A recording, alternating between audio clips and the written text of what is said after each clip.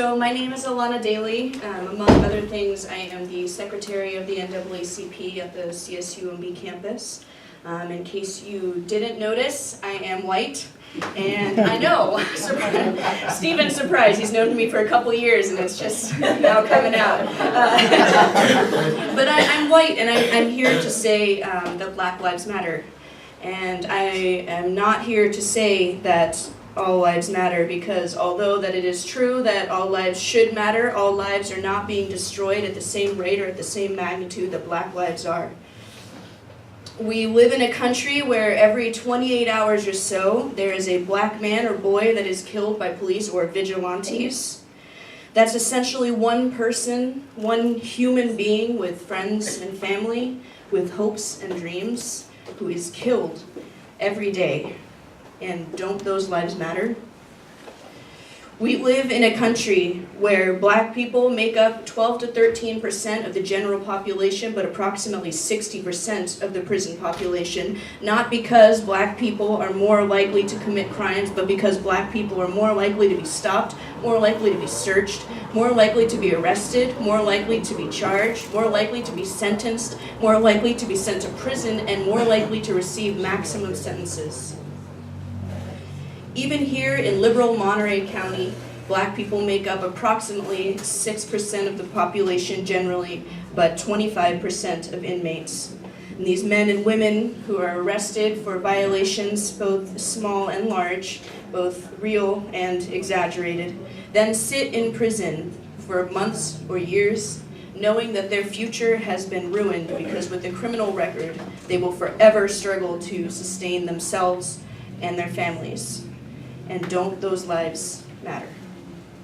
We live in a country with an incoming president who is blatantly racist, blatantly sexist, blatantly homophobic, who's endorsed by the KKK, who would rather spend his time bashing publicly prominent civil rights leaders than disparaging the hate crimes that are being committed in his name. He has emboldened the silent racists and the silent sexists and the silent homophobes and made them confident and strong. He is normalizing hatred. Millions of Americans are now seen as enemies of the state and targeted simply because they are not straight white males. And don't those lives matter?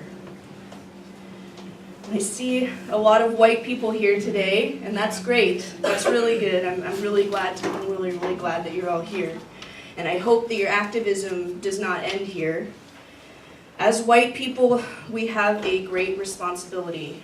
We are members of the dominant group, and we are the oppressors. If we are not actively working to dismantle the system of white supremacy, then we are perpetuating it by our complicity in it. It is not the responsibility of people of color to solve racism. We need to come together as white people to face this issue. We need to talk to each other and work with each other and teach each other and then stand in solidarity with people of color to say that racism has no place in this country or in our lives, that we will not allow our fellow human beings to suffer under systemic oppression, and that every man and every woman and everyone in between, that every person is created equal. When Black lives finally matter, that is when we can say that all lives matter. I hope we make it there one day, but we are not there yet. We have a lot of work to do, and this is only the beginning.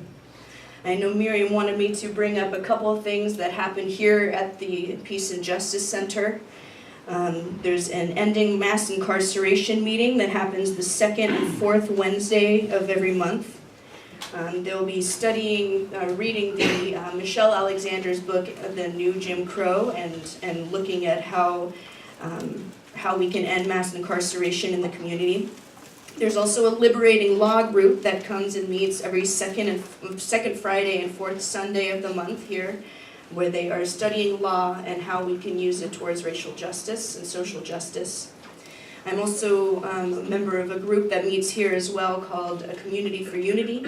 We are working to try to make cities in Monterey County sanctuary cities, and also to promote social justice locally as well.